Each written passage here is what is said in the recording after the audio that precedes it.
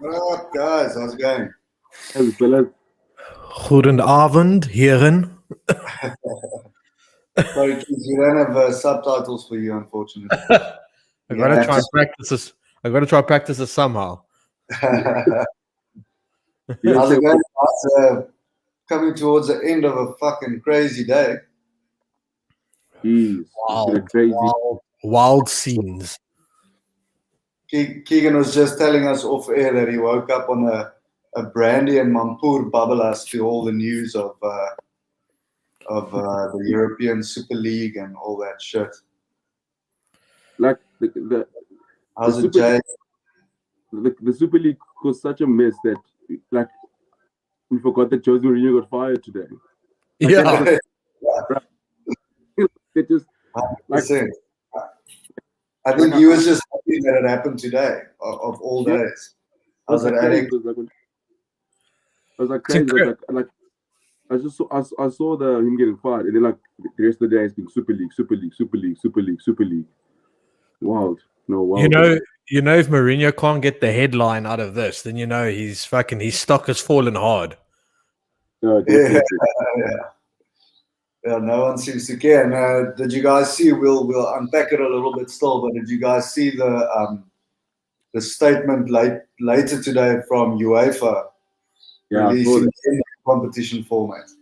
Yeah, I know, it's crazy. Yeah, no, they've gone pretty hard at the paint about players that won't be able to go to World Cups and fucking Euros and everything as well. So interesting. Yeah, well, that's an interesting thing that I thought about earlier is, I mean, it's all good and well coming out and saying that, but the amount of fucking legal battles and shit they're going to have on their hands if they start banning players and teams and whatever, it's going to be a shit show. I think what it falls in their favor, though, is UEFA is head of European football, like CAF is for Africa and stuff like that. So they do have a say in all of that. They are a legitimate region, part of, the World Cup situations. Yeah. So I think they have a big say in that. They're definitely going to fucking sit with lawsuits and stuff. And I also briefly read something earlier that might also contravene like fair business competition laws and stuff in Europe. So it's going to be an interesting couple of weeks and months ahead. So I've already got two teams that I'm supporting. If United take part in this thing, I'm out. I've decided fuck that. I'm supporting Ajax and Dortmund from now on. So there we go. I already have my backup teams. Fair enough. I don't even know what to do yet. I think I'll let it play out and see what happens. I think, I'm gonna ride the wave, but I'm very much out for this because this is a lot of bullshit. This fucking league thing. So while we're on that topic, I actually ran a poll on our Twitter account earlier. And according to the poll, it's about 50-50. Yeah, it's pretty much 50-50 between people saying they won't support their team anymore, with 14% undecided. So I thought that was quite interesting. You guys in the comments, you guys are welcome to share your thoughts on whether or not, if the Super League continues, whether or not you'll continue supporting them. I understand this whole thing about people saying, "Oh, but you know what? UEFA is also like fucking money grabbing, and they're also, they this and they're that, and they also sweep things under the table, and there's also corruption in UEFA." Dude, like, I get all of that shit. I'm not trying to say UEFA is taking like the high horse here, but I think this is such a ploy from 12 teams, or what's it? Is 12 teams at the moment? That's definite, Sid? It's 12 teams with 3 supposedly confirming, but the reports all said that PSG, Bayern, and Dortmund would be the other 3, and they've all come out and said they're not interested. So yeah, I read the Bayern statement a few minutes before we started, and Bayern are like, we are definitely not touching this fucking league. So, they've always the back foot before they even fucking got anything going, in my opinion. The thing is, like, my take on it is like, it reminds me when the IPL started, like, and the ruckus that caused, for example, was like, how can we have, for example, how can we have all the best players available in one tournament? Like, and what is this going to do? And it's good, like, what shake up is this going to do? Because, like, for me now at the moment is, I try to see the pros and the cons. I want to see the best sides play. I want, like, for example, like, when last did Chelsea play Real Madrid besides now in the Champions League? So, like, my thing is, like, you're gonna get the 12 best sides in Europe, the 11 best sides in Europe. But is it the best sides? Well, I mean, it's just Bayern Munich. It's probably. I mean, if you look at all 12 teams, yeah, the last team to win it, besides I think Real and Liverpool, the last team who actually won a European Championship out of the 12 was back in 2015. So is it the best teams? Yeah, it's but not. I think obviously, it's the best in there. Because if you look at it, my thing is Bayern Munich and like PSG, I give this like the Super League 2 years and they will be in there. I feel like that's the way where football's gonna go. I feel like at the end of the day, it's like, at the end of the day, those teams are thinking, because if I'm the owner, for example, like I'm seeing, understand the owner's things. If I'm the owner, they're going, listen, if I play against Real Madrid 3 times a year, that's the revenue it's going to bring. And it's like, for me, it's like with UEFA, my argument with them is the whole thing of going, like, they're saying we're not happy because, like, it's like 2 corrupt people against each other. So it's like, for them, like, we're not happy because what about the traditions and stuff? Like, but you're the same folks who want to introduce more teams in the Champions League. You're the same folks who've added more teams into the Euro. You can't call it a money grabbing scheme, but you got to do the exact same thing. That makes, like, that's my only, like, with UEFA, this whole thing. And the problem is, Cooks, that this money is not going to go anywhere further than the teams playing. Yeah. In the thing. There's no money going down to other leagues and further down in these countries, which for me is a massive problem. Yeah. Because you're also giving 5 clubs outside of this 15, if they end up even getting the 15, who's got a chance to make it into the Champions League. Now you're looking, fucking Arsenal, they're 9th or 10th in the Premier League at the moment. Now they've just bought themselves permanently into this Super League where who knows what might happen to Arsenal. Not just Arsenal, any other club. You might end up with this huge collapse as a club, and now you're playing fucking championship football in England, or you're playing in the Super League. Yeah, which is also, in my opinion. But like the thing is, like, sorry, Cooks, what was that?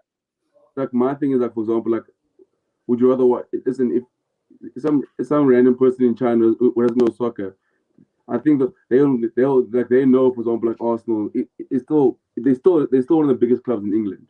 If Arsenal's on the TV, they still sell jerseys, they still sell.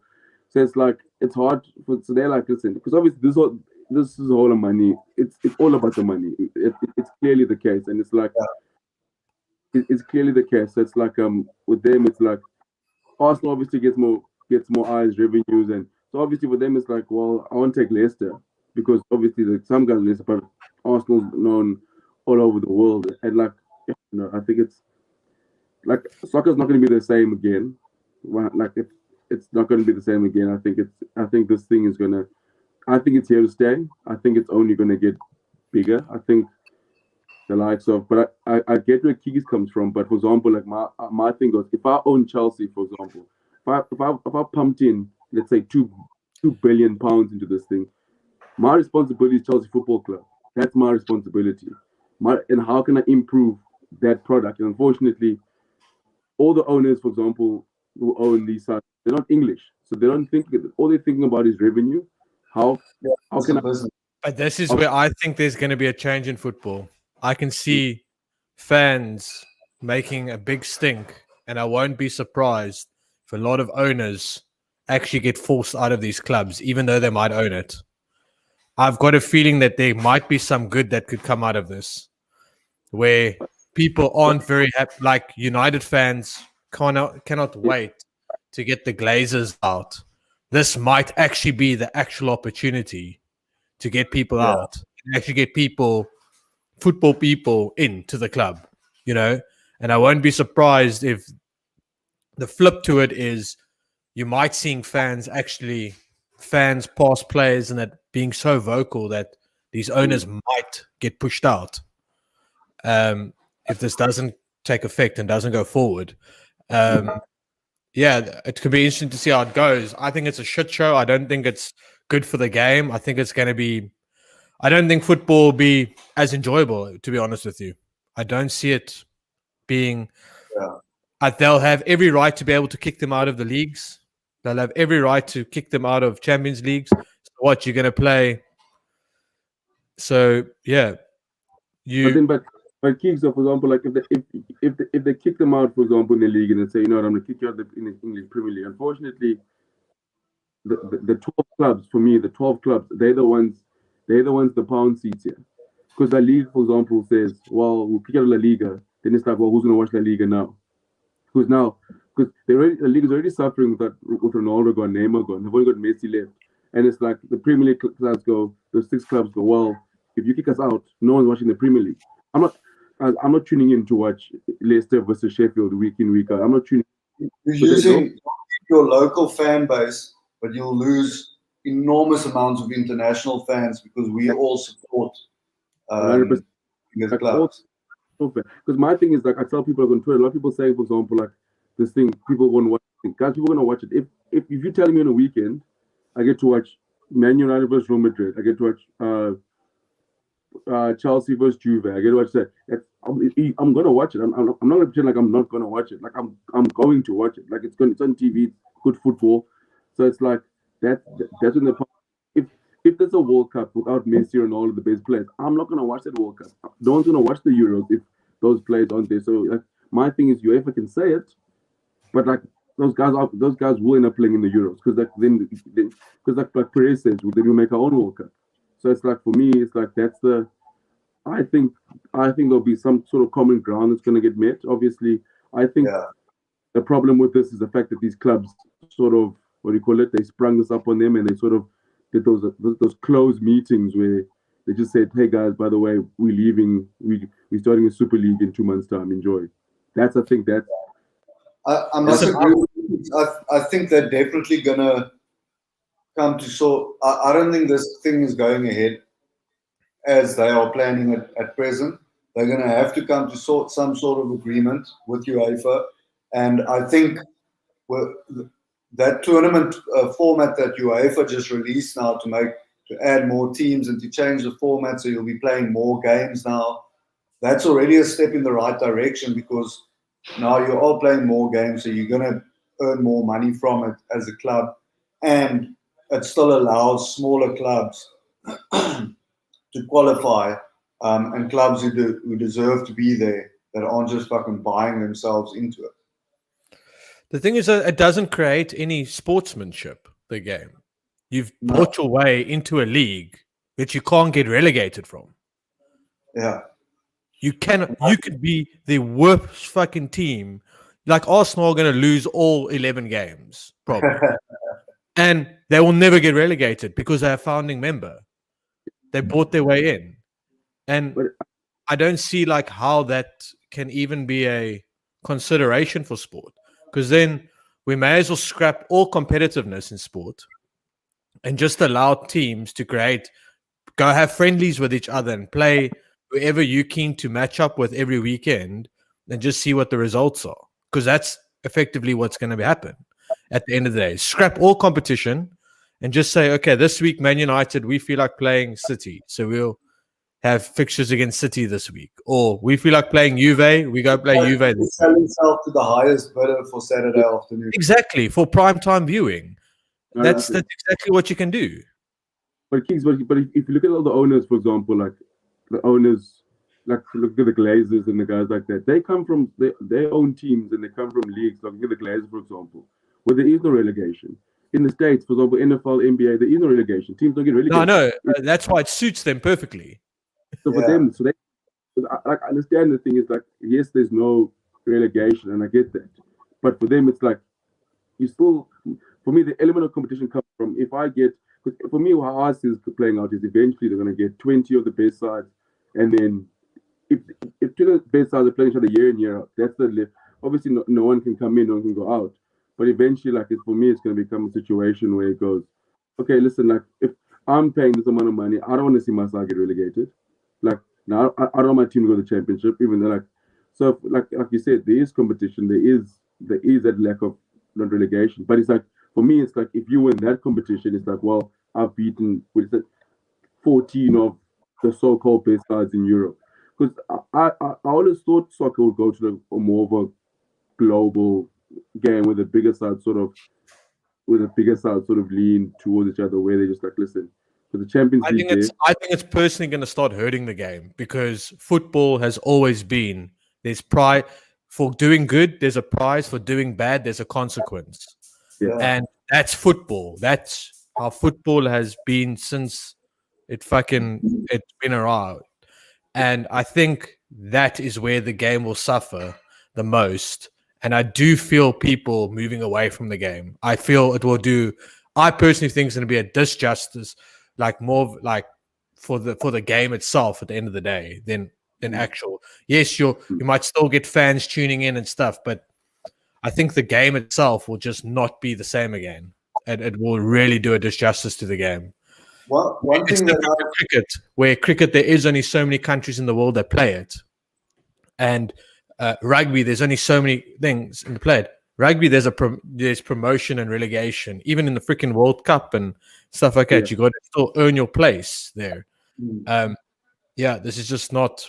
I don't know. Like, I can't see it being good for the game as much as the viewing might be great. Yeah.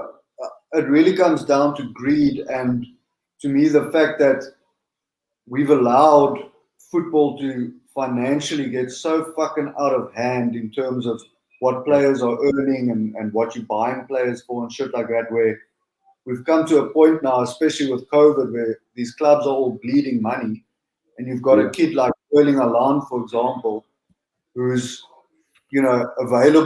might be available soon to transfer.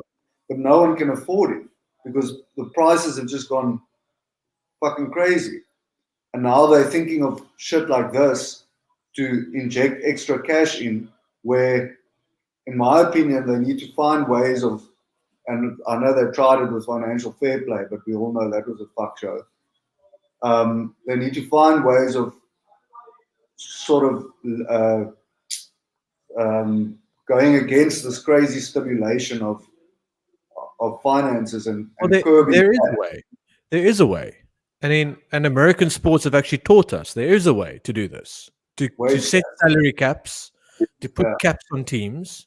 There are a way, but it was the one thing that clubs don't want. They don't want that. So, but you put salary caps on teams in leagues and put, got to do with your earnings and that and how much your salary. You wouldn't be able to afford to have a 300 million pound player in your squad because it would eat up your salary cap too much. And which I don't understand why football hasn't gone down that route yet, because it would be the best way in the current financial climate that we're in. It would be the best for them to do something like that, even if it adopted for 3 years, see where it goes.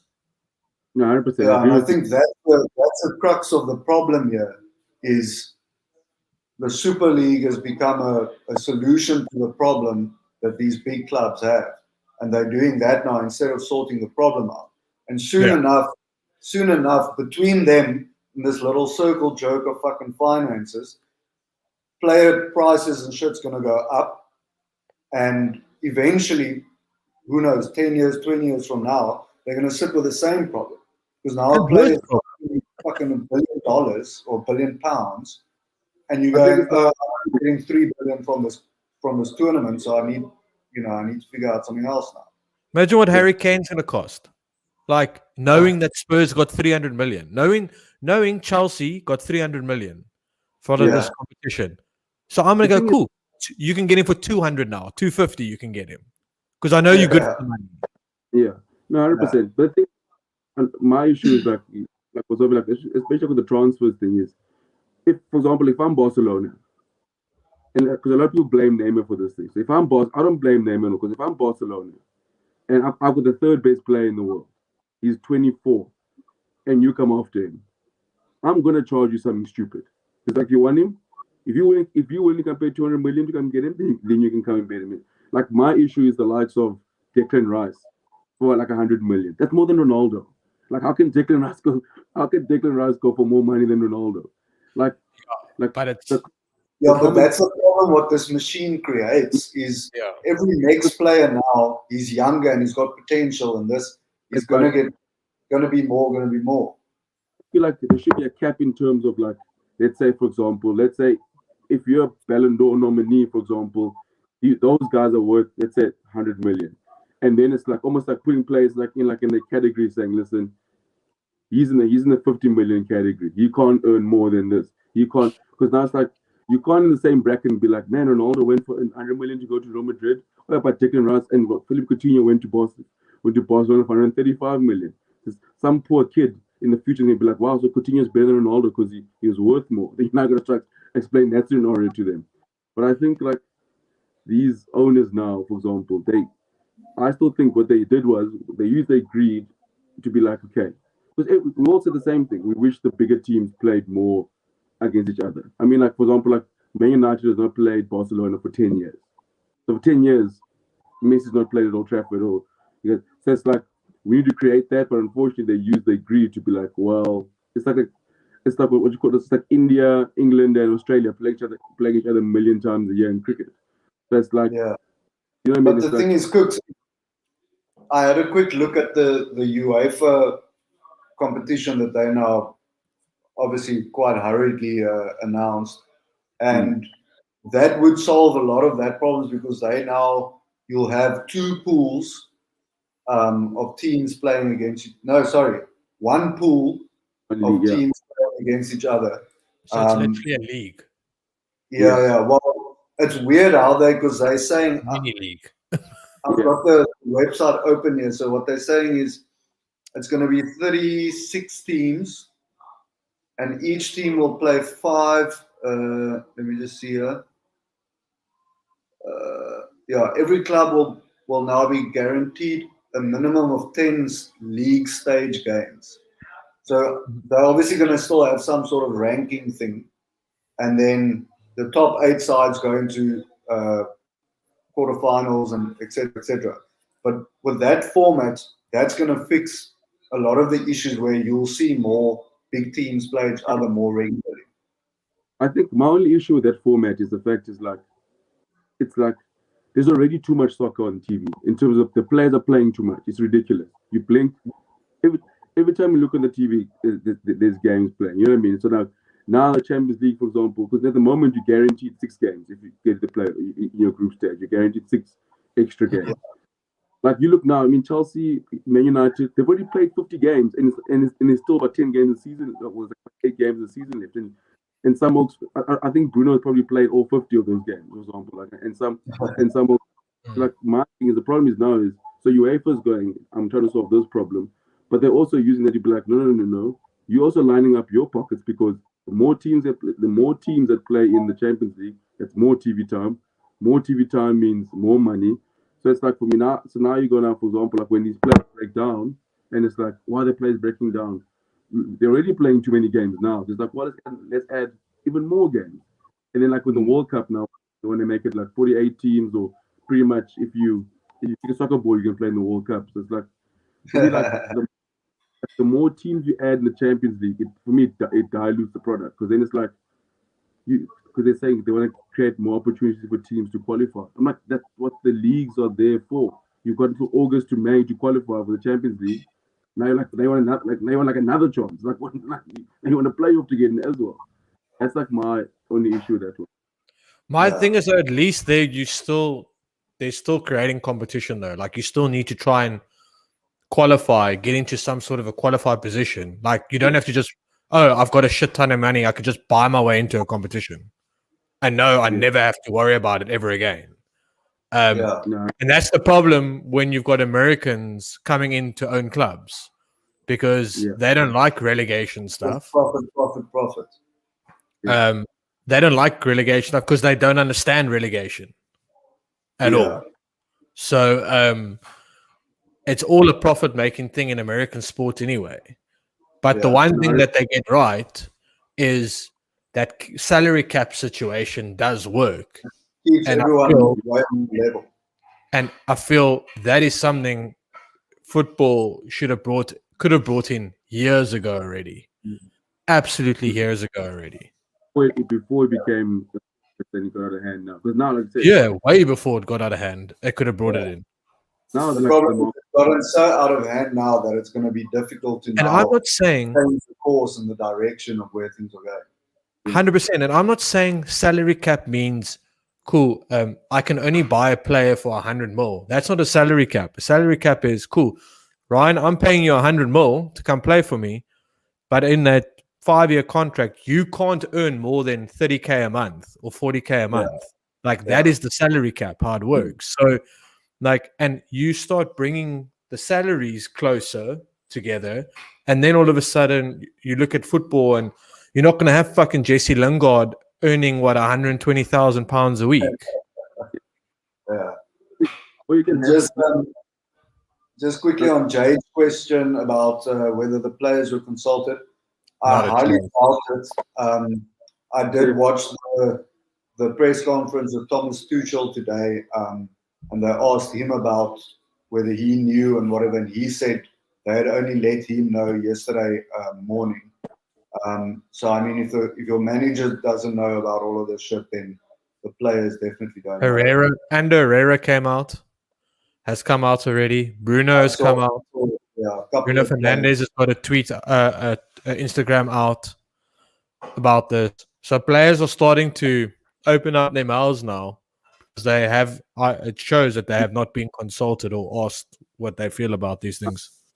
Yeah, players would. I think like they basically just get like you they must just rock up and play. You play whatever league we tell you, like, but pretty much, and it's like, well, we're giving you 400K a week, so you just nod and say, where am I playing? Where? Okay, cool, Super League. Okay, cool, thank you very much. Give me the ball and let me go and kick it. yeah.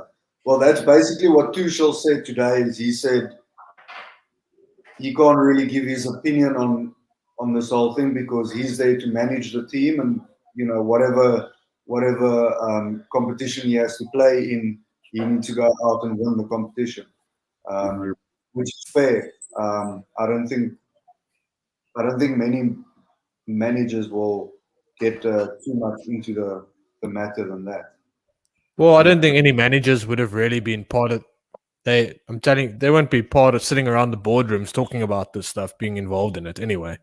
Yeah, But I think it's also they just look at. Yeah, that is the best part, Jade. Literally, his counterparts are like, he's the biggest fucking liar we've ever dealt with. So just before we wrap this up, I did a poll as well today asking people what they think about the European Super League. And as you guys can see, 77, let's call it 78% of people are against it. Very few are for it. So yeah, I think they definitely have some thinking to do over all of this shit before they're going to go ahead with it. I still think they're gonna find like I think it's what's happening now is I think it's a bit of a shake-up, but I definitely think there's going to be a common ground. I think there's going to be a situation where FIFA or UEFA and these clubs they find a common ground and say, okay, listen, we need to you can't leave. Like, because I think UEFA knows, for example, they can't have a Champions League with those 12 teams. That can't happen. And as much as now they can say all the clubs they're snakes but they know in the back of their heads we cannot have a Champions League without you can't have a Champions League without Real Madrid. They've won the 13 now. It's like having the World Cup, the All Blacks. It's not the same. Well, half of these big clubs are in such a disarray anyway. Like Barcelona are fucking bankrupt anyway already. Well, that's part of the fucking problem. That's why they need this new league so much, because they so need the money. fucking That's why it's become such a greed-fueled thing that they're all in shit, especially now after COVID. Yeah, 100%. So like that's my thing. I'm saying I think they'll find a common ground because the clubs need each other, the clubs need UEFA, and UEFA needs those clubs. So it's like they have to find a common ground because for me at the end of the day is if they don't, UEFA is the one that's going to suffer. Because at the end of the day, those clubs will be like, you know what, we've got our own league because the money will be there. I mean, like just think how much money Netflix will make their own Drive Survive sort of thing that they're talking about doing. That's like Netflix will pay stupid amount of money to do that, like stupid amounts of money. So like the league will like survive on its own. So I really hope they find a common ground and like I find a way where, like you said, hopefully Champions League with the best sides do play each other. Like I don't want to see a situation where. I do think we're gonna see clubs getting like have a bit of a there's going to be punishment or repercussions to these 6 clubs, especially in English. The English clubs, I think expect it, because especially the fact that it was behind closed doors, behind the league's back, behind everyone else's back. I won't be surprised if there's some repercussions. I don't know if it's just fines, if there's going to be point deductions, or people being maybe not thrown out the leagues just yet. But I won't be surprised if there's some repercussions that do come, or you start seeing leagues around the world taking their own repercussions on these teams. Yeah. Well, they're going to have to go through their own rule books and legislations and stuff to go see if there's even anything in there that warrants, some sort of punishment. But I think for the clubs, for example, like I think they know maybe there isn't in there. That's why they've gone ahead and done it already. I think they've done their due diligence. But like, it's so tough for the Premier League to be like, okay, you know what? Cheers, top 6. Enjoy the championship. And it's like, but now who do we watch? Yeah. I was thinking what Jade said. Like, yeah, punish Arsenal. That's fine. No one cares. Well, Arsenal's halfway out the league anyway. So I think if you just leave them up to it, then who knows what happens. The 30-point deduction.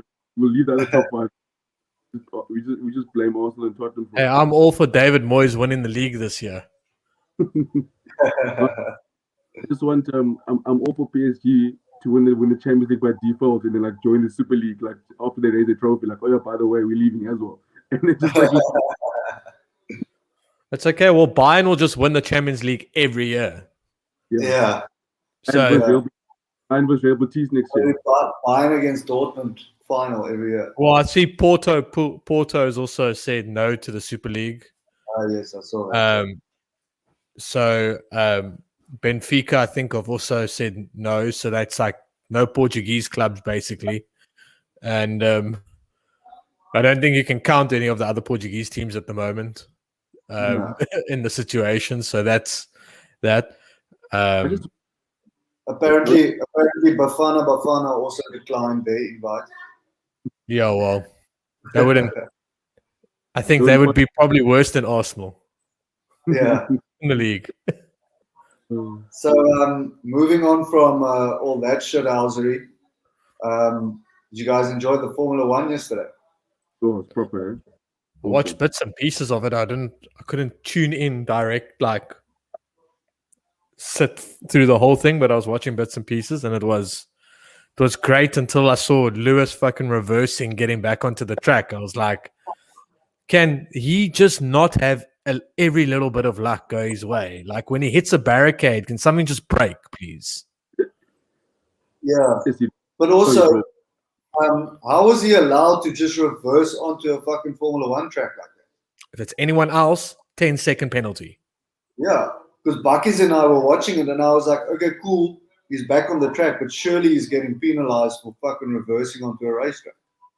I think isn't it because there wasn't many, like there was quite a gap of cars behind him, so he didn't like interfere with, like, for example, like he didn't cause any danger. Yeah, I think it's because he entered the track safely again. There is like a little law, like if you go off the track you have to enter it safely. So if cars were coming on the straight, you would have to wait for them to go past, Yeah. and then he can actually go. But then also, how crazy is it that he always seems to have the luck of the draw when it comes to yellow cars? Because just as he crashes, in a separate incident, yellow car, the safety car, comes out, and then he ends up losing only a handful of positions. Yeah, but you see, it's because Russell has got a Mercedes contract, and it's like, oh shit, Lewis is in trouble.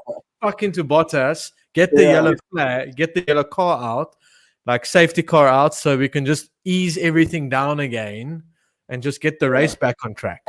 Yeah, but I will say as well though, what a fucking drive from him. Top notch. Yeah, it was top notch. Listen, I I must feel say, for Lando. Yeah, Lando was unbelievable. But like, it's actually crazy. Like, I must say, I think, listen, if this is how the season's gonna go, because I feel like if Lewis is gonna beat that Red Bull, he's going to drive as well as he's ever driven this year. Because that Red Bull, like I say, Max pulled away, he was gone. No, he was gone. Like, there was no catching him. Like, he was. And funny enough, in the rain as well, in that in that weather, like I didn't expect that. No, he was. I mean, he led pretty much the entire race except for 1 or 2 laps when he went into the pits, and then Hamilton was leading for a lap or 2, and then also had to go. I mean, it was a world show from Max. Like, I think so. So I think this is going to be a good one, because I think like if Hamilton wins this one, like it'll be a flipping masterclass. Because I mean, like I thought you drove very well on Saturday at the qualifying to get pole, and I was like, okay, cool, we're in for a good race here. But you called it. He said Norris. He said Norris will get a podium. I think you're the one that called it. I did call it. Great drive from McKee. It's such a pity that he couldn't get that second. I just felt that he that McLaren's just, I don't know, that McLaren's just like him and that McLaren is just like seems to be working. And there's certain tracks where it just works perfectly, and then there's other tracks where like you can see, I don't know if it's maybe Lando pushing too hard or not pushing enough, but he's off the pace in certain tracks, and other tracks he's like bang on. Like him and that car are like in sync. They just know how to get it around. Yeah. But then also we need to have a shout out for Mazepin. Finished the entire race. Surely that's the the day. Well, he was part of an accident. I thought, oh my, here we go again. Like in the first lap. He got out of jail free for that one. Yeah. Listen, I think we might Latifi's crash. Oh my word! I was like, "What the hell are you doing, mate?" I don't know. Like what I also say is a lot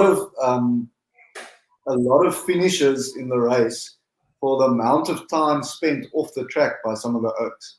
I mean, Carlos Sainz at one stage was like doing more time in the gravel than anywhere else. Listen, easy Ferrari. We're showing some life. We're showing some. There's some promise. There's some promise. There's some. Look, 4-5, not a bad result, eh? Not too bad. Listen, I'll take that for Ferrari. Given, but you know when there was the restart, the restart of the safety car, how quickly did Lando just fly past Charles Leclerc? Yeah. In that restart. Leclerc was standing still. Yeah, I mean, it was like Leclerc and then just like fucking Lando, just like the Ferrari wasn't even moving. Yeah. Well, that just shows you. But I mean, that also shows you what Leclerc is getting out of that car. And Sainz. Okay, Sainz had a difficult race because he was, not the best at staying on the track. But they both did very well in my opinion. I thought he qualified quite well. I thought do you know what about that Ferrari?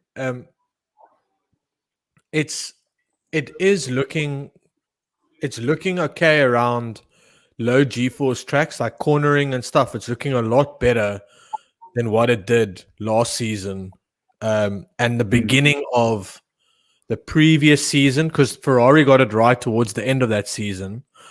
But it seemed like I don't know, that car was just not sitting well on the track, like especially corners, and it was losing a lot. And that seems to be better now, but obviously they don't have the straight line. They don't seem to have the straight line speed that some of these others, like a Red That's Bull and a Merc. even like when you see the McLaren like breezing past the Ferrari, like Mm. when you start, well, that hurts. Like you just like. But they makes it up in the corners. I mean, like you watch him in the corners, the Ferrari's like it's there, like in the cornering, it's really making up time around, around bends and corners and stuff. And then as soon as it gets into a straight line battle with someone, it's like, fuck it. Yeah. Yeah. But listen, I was seeing struggling again this year. Vettel, he's struggling the first two races. I mean, he's proper struggling because that car is not slow. No. Yeah, well, but his car wasn't in top notch yesterday. Listen, I just also want to just have a thing to Bucky's over here. I told you, Bucky's, Raikkonen is by far a better goddamn driver than fucking Fernando Alonso. Proven again. And he will keep proving you. Kimi is a better driver than Alonso every goddamn day of the week. And that, if you can drive that little Alfa Romeo like he's busy doing at the moment, it's magical. You got to know what you're doing. Listen, guys, my time for tonight has come to an end. I'm going to love and leave the two of you. I'm definitely going to tune in later and re-watch your last segment on the cricket because I think that's going to be I'm going to let Cooks take control here. It's going to be a murder. I just break something. But before I go, I want to leave you guys with one thing. I just got confirmation while we were doing the show that Francois van Coke is going to be on next week, Monday. We're going to chat about his upcoming box fight against Liefling. So, lekker. Eric. I'll see you guys next week. Awesome. Cheers, Wally. Cheers, guys. Right, folks. Beautiful. So we're on to Proteas cricket here. You know what? And it's a topic that Cooks was itching to touch on last week, and we didn't get to it. And we said we'll definitely have a Proteas chat today. So, Cooks, you can fire away. What did you think of the what's a T20 series here at home? I must say, like, I'll start with the positives. So I can lay. Then you can let rip. I don't actually want to let rip. I'm already in such a cuck mood with this whole football situation. I actually just want to maybe give the Proteas the day off. I think, like, you know what, my positives was I'm glad in a way that the IPL also gone because we gotta get some depth. I think we gotta try to find some depth in our Oh, so you wanted to see the shit show what we're really in? Yeah, 100%. Like, okay. It's like there's glimpses there, which is good. I mean, for me, like Adam Markram obviously finally scored some runs in white ball cricket. Like Yaneman Malan, every time Yaneman Malan plays, it's like, why is he not starting all the time? Like every time he plays, it's almost like how is not starting week in, week out? I mean, like you look at like obviously Magala, Williams also made their debut. Because Pakistan were full strength. I mean, they've won 40 of their last 48 T20, so they're a serious side. So it's like for me, it was like there were a few positives. I mean, like listen, we scored 204, and then we basically got bubbered. Like that's what happened in the third game where Bubba just basically was just like unreal, and like there's glimpses there. But like, and the thing is, like in each game we were in it, and then silly mistakes. But then like for me, the negatives is like I think like Peter Kwaya bowled in like one game for some reason. I don't know, like he just didn't bowl. Like I don't know, it's like. And also some of that sometimes selection. I mean, you go into T20 game and you pick 4 specialist batters, and then you wonder why we get bowled up for 150. Like I don't know if Carl Varane done something. I don't know what he's done. I don't know what he's done in the Proteas setup. How he can't get a game. Nah, like you just can't buy a game. It's like, and also like this is a Wilfred Zaha, David Moyes situation. I think 100%. Like we can't buy a game, and also sometimes you ever look and you go, listen, Mark Boucher's record is not strong at the moment. He's lost a lot more series than he has won. And it's like, I said, like, guys, listen, surely there has to be some sort of pressure there that's got to go into and be like, listen, Is it time to ask questions? Is it time to be like?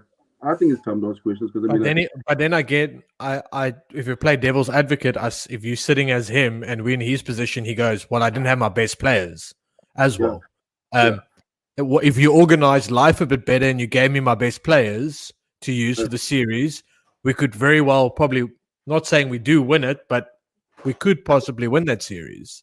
So it's a tough one to. I know it still goes down as a lost series, obviously to us and to him on his record, but I think we got to look at the factors, like look at the players that he sometimes has available to him. Isn't this the second or the third series now where he hasn't had his best players? I think the second one. He's had a couple where guys have missed, yeah. Because I feel bad for me. I say, like, for example, like my thing is like, I mean, Pakistan basically battered us home and away. Like we went to them, they battered us. They came here, they did the same thing, and it's like, you know what I mean? Like we've lost to England, we've lost to like. Cooks, don't you think the flaw? The one thing that's been highlighted is the flaw in our systems, and the flaw in our systems at this point in time is that we are not producing good enough bowlers. It's the batsmen. To be fair, you know, they can get runs. They do struggle at times, but when they do get runs, they can score the runs. And we've got a bunch of youngsters, or you got the Yanamans, the Aidens that's now busy scoring a bit. Quinny, we always know, can score when he plays. But if you look at down the line, you've got Rassi, who knows his game backwards now and scoring runs. And I still scratch my head sometimes. I'm like, why are we still busy with Miller when he scores 100 every 17 games? But anyway, he does get the odd 50 or so to it. So batting wise, there's enough. The Carl's coming through the ranks, and that's a player we should be getting in the system, and he should be playing more. You've got youngsters like I know he's having a torrid time at the Cobras at the moment, so I don't expect him to be in the setup now. But you've got Zubair Hamza, who's a good prospect. You've got Tony DeZorzi, who should be, I believe, in the setups around there. He reminds me so much of a modern Ashwell Prince in the situation now. So there's another batsman. There's like Ryan. There's like I mean, there's like also we have guys batting. We have guys, like I said, you have guys scoring runs, big runs as well. I mean, the guys are scoring runs, but then, like you said, is it because maybe our bowling is not as good as recently? But well, let's touch on it. Let's touch on the bowling now. I think the moment is like, you know what I mean? It's. I think we're a bit top heavy in terms of. You look at we're a bit top heavy in terms of, so if Nokia and Gidi and Rabada aren't available, then it's like there's quite a gap between the next guy, and that's the problem, I think. And the only way to bridge that gap is for guys to get opportunities and play, but then it's like also like crap. We need to, because I think like with everything there's phases. I think at the moment we're in a phase where we're not producing as many. Because like remember the stage when like with our best with Steyn, Morkel, and then like Abbott will come in and he gets 7 wickets. Because I mean he's basically like. Steyn, Morkel, and but the next best year, Vern comes on the scene. He shines. Yeah. I mean, like, you go from Pollock, Ntini to Steyn and Morkel, and it's like, I think now we've hit a bit of a rut, and it's like, I'm not saying those guys aren't good. I'm just saying at the moment it's just like there's a gap between the top guys, but like obviously obviously it's tough for like Williams and Magala played. I mean, they're making their debuts together, and it's like, go win us the game. But it's like, but I think the fact that I think Kooks, who he's saying is like, I catch a lot of shit for saying this, but sometimes it's okay to be a very good domestic player, but you're just not international quality, and it doesn't mean even 20 international games down the line, you might improve, but it still doesn't mean you're going to be international quality. And I think that's where we're figuring out our gap, that we might have decent talent coming through for bowling, but it's not quite the quality that you need for international standards. Yeah. And And I think that is hurting us quite a bit, especially when we don't have our frontline bowlers available to us.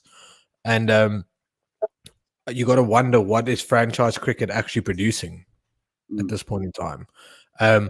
Because great, you've taken 15 or 20 or 30 wickets in domestic cricket, but if you see the state of our domestic cricket now compared to what it was 10 years ago, it's a different kettle of fish. Like, it's chalk and cheese. You don't even have like your olds, like your Rory Kleinfeldt, your Verns around anymore. You don't have your Andrew, your putters opening the batting, and all these old horses around. And I know Robbie Fryling just finished up now, and like you had these dogs around. You had Visa, you had Justin Kemp around. You don't have those those guys that were also helping produce good younger players when they were at these franchises. And I just think bowling wise is a serious problem that we have right here in the country right now. And I don't know how we can, I don't know what's the quick fix in this situation. I think, for example, if you look at domestic cricket, it's actually very young. Yes. Like, if you look at, it's very, very young. I mean, Hamza, for example, like he's mid-20s is captaining the side. For Boomer's probably. And like also like the likes of the older guys, for example, like Rassi is now in the Proteas setup now, and that's normally someone that's 35. Isn't he like 35 or 34 or something? It's like 33, 34. But like, yeah. But you look at a situation where, like you said, like our domestic cricket is young. I mean, some of the sides that gets named out, you like the average age is like 24, and it's like youngsters trying to figure out their games, and it's like you said, like I think we're in a situation now where we have so many talent, like Hamza is like super talented, but it's like to find a scenario of like, you know what I mean, like you said, I'm the same as you, I believe, for example. I always get abused on Twitter for this Aiden Markram thing, because I'm team Markram. I've got the jersey, I've got the fan club where I'm like, we know he's good. We've seen him produce it in international cricket, so it's like I'm gonna give him like, you're pushing him and you're trying to. But then, like, now it's like you get to a point where it's like, listen, like, especially asking the ODIs, like, listen, okay, Yanaman Milan is playing well. He's got to play well. He's got to play. But, like, now, with the bowlers, for example, it's like, now we've got to distinguish. Listen, is it worth giving Thisok a chance, a Hendricks, again for the 50th down? Can you see him playing 3 years down the line for the Proteas store? Like, you like, I look at some of these guys, and I'm like, we're giving him an opportunity now, but can you see this guy actually playing 3-4 years down the line for the keeping his position? Is he that good enough? And I look at a lot of the players, like bowling wise, and I go, 3 years down the line, I can't see you even sniffing this team. And it's weird. It's like it's been a long time since we've been in that situation when it comes to bowlers. Yeah, but also like outside we played the last game was so weird. It was just like. So, like, for example, like Patrick Weil goes from one of our best death bowlers to never bowling anymore. Yeah, like it's like he's picked as a batsman. Why then? Like, and you're still batting at 7. Like, exactly. He's batting at 7 now. So it's like George Linder's batting at 6, and I'm like, I think George Linder's a great batsman, but there's no way George Linder should be walking in at 6, batting at 6 in an international T20 game. Oh. Like that. Like, we can't be having him batting at 6, and not because I'm not saying he can't bat. I'm just saying, if, for example, like we're in a situation we play in the World Cup where we may want to play 3 spinners or situation, we can't have him batting at 6, and also we can't have 4 batsmen. Then we have like Carl Rain sitting there, and it's like, well, what happened now? We're lacking in runs. Well, because you're asking Van Mulder to come in at 5, like, and it's like you know what I mean? But let's touch on Vian Mulder, because I'm glad you brought him up. That's a kid. We know there's quality there. We know that kid can play 3 formats for South Africa for many years. Yeah. Give him a run. Put him in the team and say, Vian, you know what? For the next 15 test matches or one-day internationals, you are playing 80% of them. The next 2 years, you're playing 80% of the games that you play. Exactly. And that's what we needed with Aiden. We needed that even when Aiden was going through the real bad patch, we needed that. Like, we need to start identifying these players and going, right, Vian, you are for the next 5 years, I can see you playing in this Proteas team. Yeah. Cool. You playing 80% of games the next 2 years. Aiden, same thing. Kyle, same thing. You look at, for the fact the guys like Timbers are going to be around. The fact the guys like the Ngidis, the Rabadas are going to be around. Like you should just be going, well, Ketchup, you the straight. Ketchup, you going, you playing, you're the best spinner in this country. And you know what? Bevan, well, Fortain, you're learning from him. You're working under him. You're going to be in the setup to learn from that man. And it's weird. Like, I don't see that sort of planning happening at this point in time. And that's the most frustrating thing. And probably that puts me off cricket mostly at this point in time is I'm not seeing us. If Aiden Markram was probably in any other cricket country in the world, he would most probably be the captain of that country, a young captain, and just been thrown in and say, you know what, mate, for the next 3 years, you're playing 80% of the games. Whether you score 1 or you score 900s, we're seeing you for the next go ahead. And I can't believe that we haven't done that with quite a few players at this point in time. Tony DeZorzi, guy scoring, his technique is brilliant. He scores runs at times. How's he not in the setup? Like, it blows my mind how a player like that is not even sniffing the setup. I think it's with some players. I think the scenario we're in is it's easy. For example, like when AB comes through, for example, it's easy to say, AB, you're gonna bet, open the batting, you're gonna bat at 5, you're gonna do this. You're getting 30 tests to figure yourself out because you're good job. But it's easy when you're Hashim Amla, Grant Smith, and Jacques Callis on the side. So you know what I mean? It's easy for even Amla started. Okay, Amla, you need to figure your technique out. You're gonna work with figure your game out. It's easy when he's batting at 3 and Callis is the fullback. All we're gonna do is drop you down the order, give you less pressure, and work on your game. And it's like, so with us, it's like, it's tough. For example, like the problem is now is, for example, like Markram, we're struggling. He goes up for 30. The problem is we get bowled up for 150. That's the problem. So because I think we're in a transition period, because we're in a transition period in terms of AB's gone, Faf's gone, Amla's gone, and they all left quite soon, and we never actually replaced one of them. Because what happened was AB left, was like, okay, Faf, we need you to.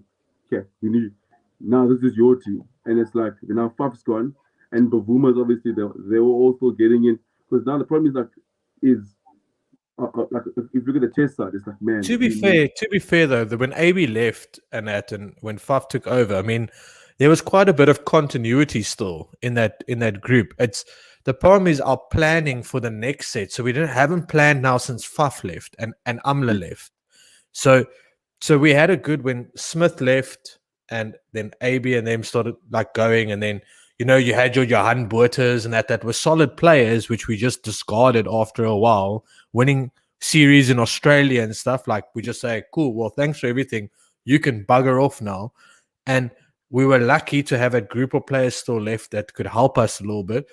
But we didn't build after that. We built absolutely nothing after that. And I think, and now we're struggling because of that. Because my thing is, like you said, like someone like Carl Vereen is like, because I still think we're looking for, like, I think of someone like Aiden Markram now is at this stage. Okay, Aiden, we need you to average 50. That's what we need. We need you, like Timber. We need the average to go up to 45. We need you, Oaks. We need these 2 of our batsmen scoring 1,000 test runs year in, year out. That's what we need at the moment. At the moment, if Rassie doesn't get going or doesn't score some runs, we're in shit street at the moment. Rassie's at least 40 runs. He's digging deep. He's getting himself in the 40s and 50s at this point in time. There's no one around him. There's absolutely no one around him at this point. And it's like, exactly. So, if you look at every other team, for example, like you look at Australia, for example, you take Steve Smith and Lavaskaknya, they're an average team. But the problem is, one averages 60, the other one averages 55. So we don't have a like I said, I look back and I think to myself, I look back and I think to myself, like, wow, we had Smith averaging 48, who I still say is the most underrated Graham Smith, the most underrated batsman ever, because no one actually appreciates how good he actually was. We remember him as good as a captain, but like his batting stats are ridiculous. I mean, he's averaging 40s, Cullen's averaging 50, Amla's averaging 50, AB's averaging 50. And it's like I remember those days when we had like Stian van Zyl making his debut at 7 because we were so. It was like if you come to Proteas, like you see those days, it's easy. You come to Proteas, you scored 1,500 runs in domestic cricket, and it's like, oh, by the way, you're batting 7 now. You can't even complain because JB Dubin is batting at 6, and he can't get in the top 5. But you know, that was probably the best how, like, Stian was a guy that I felt like the system, as the Proteas system, screwed him a bit, especially when they tried that ridiculous stint at putting him up top of the order, which is the dumbest thing I still think to this day that I've seen Proteas setup do, because that confidence-wise was like pure shattering, and India as well, and exactly. But I can't think of a better way. If you're a batsman, you're coming in at 7 for a Proteas side, and you already have 300 on the board, 280, 300 on the board. I mean, I can't think of a better way to come in and, just play your natural game. No one's telling you to pick up the pace. You've got runs on the board already. You can just settle in and play. We don't have that luxury anymore. No. You don't have that luxury anymore. That's the time. Unfortunately, I was being 50 for 4, and it's like, go youngster, save the day. It's like, okay, yeah, okay, cool. I think at the moment, the worrying part of the Proteas is it's like a gear we can't get out of, and I understand and I understand what you're saying, that we're in a rebuild phase, but how long do you rebuild for when it doesn't seem like there's actually a plan? You know what I mean? Like I don't sit and watch the Proteas and go, okay, you know what? Things are getting slightly better. We dealt with this game a bit better. It just seems to be the same mistakes all the time. Every series, it's the same type of mistake that seems to, same trend. Get bowled out for 150 or 140, or have a side in trouble, can't get the tail out, and end up chasing a ridiculous amount of runs as bowlers, can't bowl Yorkers still to this day, or, don't know what a slow bounce is. And it just, it's frustrating, I think, and I'm pretty sure everyone else or other Proteas fans are probably, I think you always say, and a few others on Twitter, it's the hope that kills you. That's the worst part. It's like, for example, like you watch the T20 series, for example, we scored 204. You're like, okay, this is it, okay, and then we lose by 9 wickets. You're like, what? Like, you know what I mean? It's like, and then Baba comes in, and then it's like, okay, now we're defending 150, 2 overs to go. They need 16 of 12. You're feeling good, you're positive, and then it's okay. Last over, we're doing well. Williams. It's 2 dot balls in the first. Like, okay, we can defend this. No ball, boom, boom, boom. Lose the game with the ball to spare. And you're like, how? Don't do this don't give me the hope. Like, don't raise my expectations. And then you get in it, and it's like, it is. Like, the thing is, like you said, also frustrating is they show glimpses of how good they can be. I mean, so you see the glimpses. So you can see, it's like, I'm like, for me, like in the case in point that is Aiden Markram, for example, like he's pretty much the nutshell approach, because like you watch him, he's like, man, okay, we're good. There's glimpses here, and then it just comes crashing down. Like, he gets the 50. Do you think, we'll wrap up now, but do you think someone like an Aiden should probably be already being mentored into a leadership role into the Proteas squad if you look at the current situation? I love the fact that my favorite things, I think Bosch got right, is I love the fact that he said, listen, Timber's our captain to the World Cup. He's taking us there. Timber, you taking us to the World Cup, and then from there, I think now's the perfect time. I don't name someone like Aiden Markram, like his vice captain, and say, listen, and like name him. Because I mean, and say, listen, okay, Aiden, this is what you're gonna learn. You're gonna learn the timber, with potential of, with potentially even taking over the side in the future, or saying, or even saying like after the 23 World Cup, and saying, okay, Timber, you stay as the one-day captain. Maybe we'll give AB the T20 the T20 gig, or we can say, listen, Timber, you can rest this game.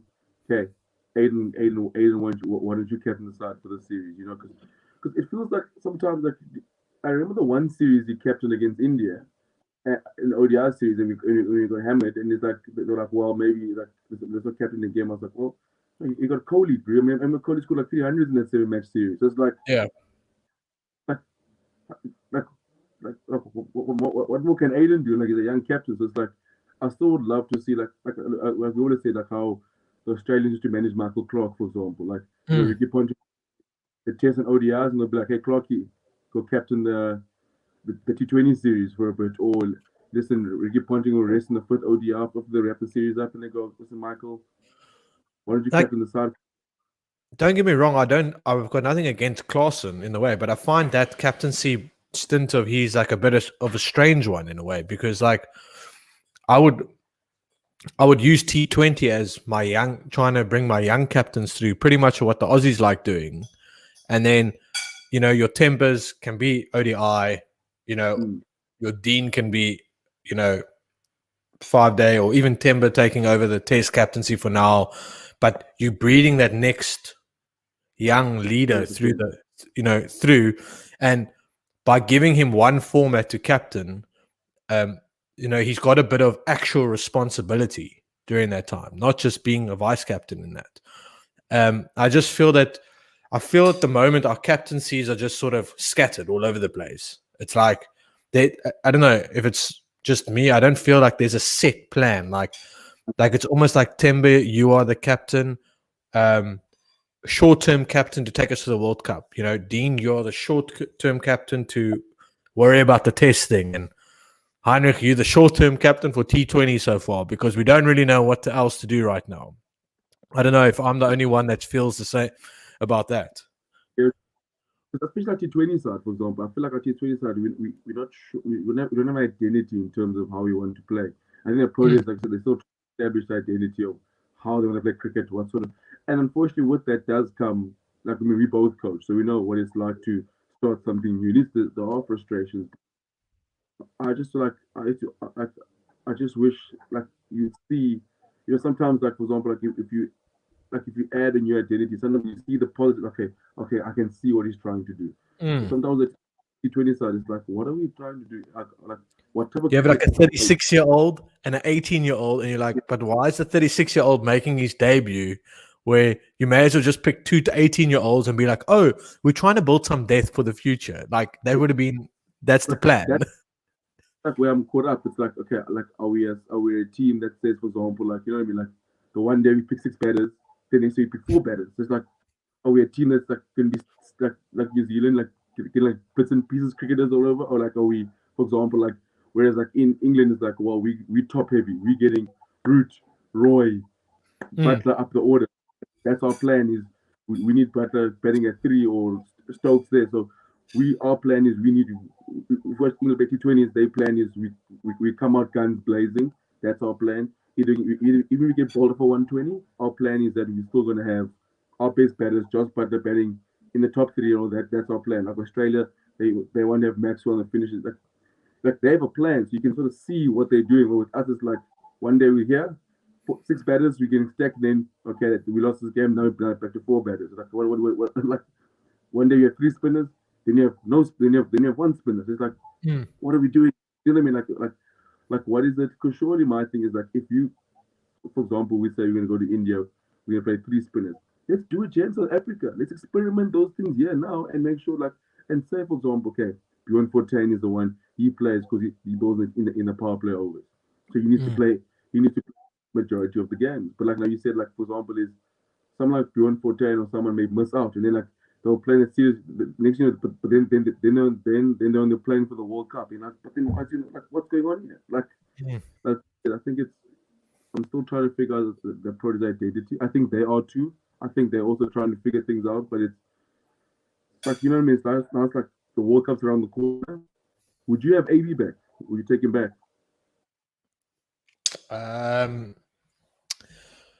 I will say yes, for the fact that the ODI was the ODI World Cup was an absolute fucking embarrassment. I thought a guy like Rassi was still fresh in the team, and he was the highlight technically of that World Cup for us. But I think, listen, if we want to try and compete and try go deep into the tournament, you have to take AB. Yeah. If you are going to give people experience and write this World Cup off and say, like, you know what, we're not going there to win it. One next year as well. There's one next year as well, yes. So if you say, you know what, we don't expect to win it. Yeah. We're just going to put a bunch of players on the plane, give them experience, World Cup experience, but the one after is the one that we really want to do well in. Then you don't pick AB, but then we have to see a clear plan of what we're trying to do. But if you're going to try and target or try go as deep as possible in this one, I think you have to go. I mean, we've just proven batting wise, we need runs. We need we can't score 200 only once in a World Cup. It's not good enough in a T20. Yeah, 100%. I agree with you in terms. I've got the same thoughts. The thing is, like it's so weird. Like if AB comes back, just even in the team that played in the last game, you just add AB de Villiers at 3, we just look like a completely different team. Like that changes everything. So, like, because my thing is, if you're going in to compete, I'm still having. I'm bringing Faf back as well. Faf, AB, Timber comes back. It's a completely different side now. Look at your top lineup already. You got Quinny, Aiden. Okay, Quinny, Aiden. Yeah. You can have AB at 3 if you want to. I mean, if the side's back, I mean, Aiden doesn't even get in the side. Like, because you have Quinny, Faf, Timber's going to be in the, AB's going to be in. Yeah, I would pick, like, even if we leave the Faf situation, we just go Quinny, Aiden, say AB at 3, Timber at 4, Rassi at 5. Look how different that batting lineup looks already. So Miller at 6. It's a completely different batting lineup. It's like your team dynamics and your balance just all of a sudden changes completely. Because I mean, it's like I love the fact, like I said, you're talking Miller. I still think Miller is. Well, I think you can rotate Miller and Andile. I think you can rotate them. You might want the extra bowler time, so you put Pat Lequire, you give him a go. And if you don't want to go the extra bowler, you go Miller, and you also got a Vian Mulder that can operate as a bat bowler. In India, you have to have a minimum of 2 spinners. So obviously, like Shamsi has to play, or either Lindo or Mara. We have to have 2 spinners in India. I think in T20, I think it's very handy to take Bevan or what is it? It's Bevan. Yeah, 14. I think it's handy. I mean, especially with him opening the bowling. I mean, he does it often. Opens a spin, so he's done it often. He it's not a new thing for him. So I think as a youngster, like you can go him, Linda, Shamsi, all over the place. I don't know. I'm in 2 minds about would you pick him or do you pick maybe just take Maharaj with? Because I like the option of a wrist, obviously a wrist. The thing is, like for me, with someone like Shamsi, it's almost like he comes in the middle overs and he goes to work. You know what I mean? Like that's when. I mean, you got to once Billy's holding it, Shamsi comes and goes to. Especially when he's playing. I love when Shamsi's playing with a second spinner. But listen, he's the best T20 bowler at the moment. He's ranked number 1, so we can't bash him too much. I mean, like obviously he's got to play, but I mean, like you said, like our batting gonna be so much better with like for me when I love when Muller gets to come in as he must be our Joss Butler, the guy we move out and say your job.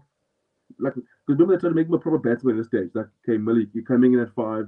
We need you to. I'm like, oh, that's like, make him like Glenn Maxwell. Make him something and say, listen, your job is to bat at 180 strike rate. That's your job. So if we put you in at 3, you come pinch it for us and you go out for 3, whatever. That's your job done. We tried an experiment, we failed. Yeah. Not this thing, okay, Miller, I'm putting you in the 20-foot over. Like, see us home. I'm like, but like, he's a good batsman, but like, he plays so much better in that role where he comes in and he comes in blazes. Like, look how well he's been batting this year. So he comes in there, you know, he knows what his job is. He knows what he's there to do. If he fails, you're like, you know what?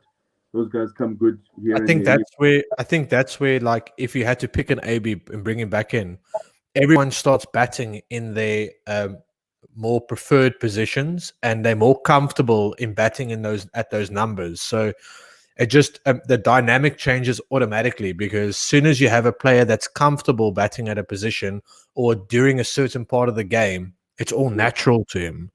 And I think that's where that balance becomes really, really important.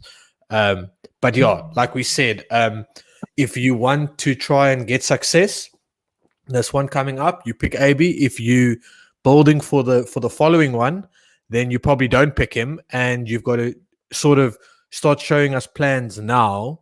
What would the following World Cup side look like? So harder to pick him. That was a freak.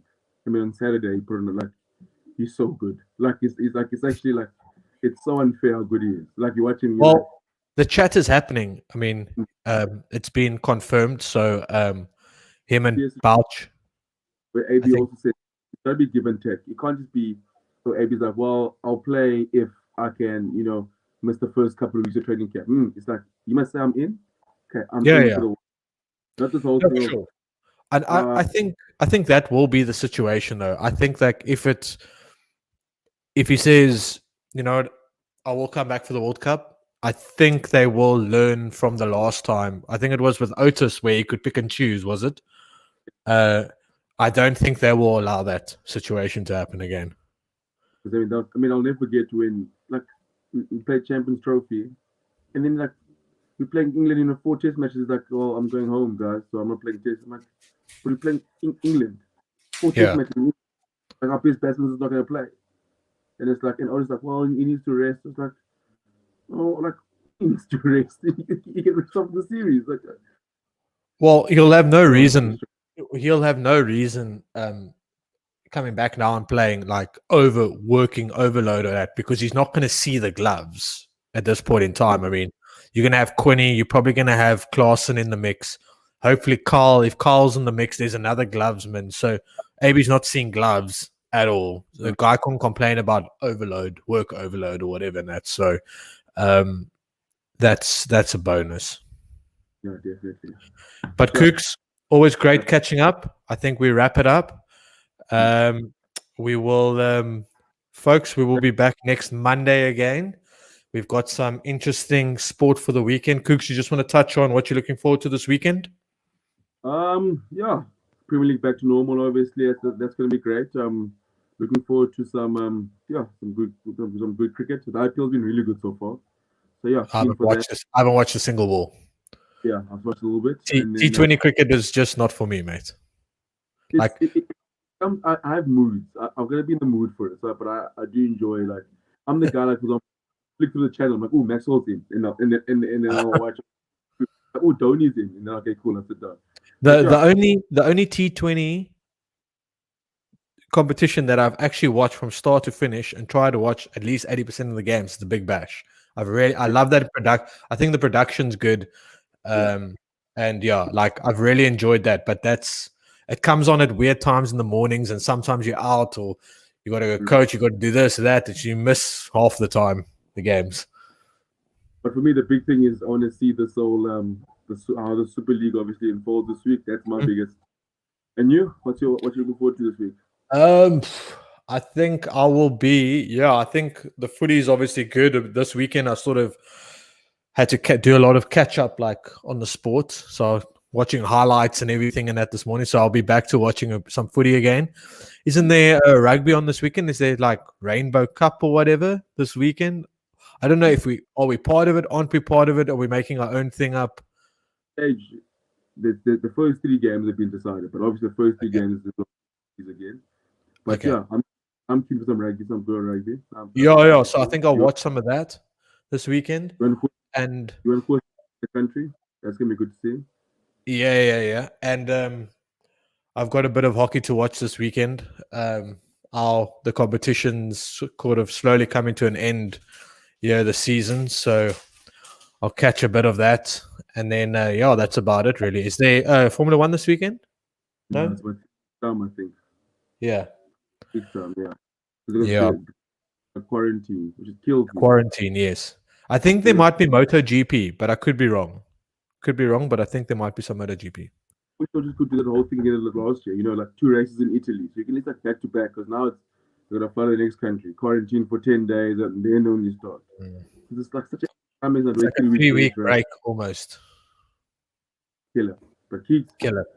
Cooks, Cheers, bro. always great catching up, mate. Next Monday, as we did, we've got an exciting one. We've got Francois Van Coke on. So we'll be catching up with him, seeing what why he decided to do a little charity boxing match against the ex-Blue Bull. Obviously, we will all be in Francois' corner because he is from the Cape and pretty much from Wally and my hood. So we hope that he puts the Pretoria Blue Bull on his back. That'll be wonderful. So yeah, folks, Monday, same time, same place, Cooks. Till Monday, we'll catch up we'll have some good banter on the WhatsApp group this weekend, I'm sure. 100%. Cheers, guys. All right. Cheers, mate.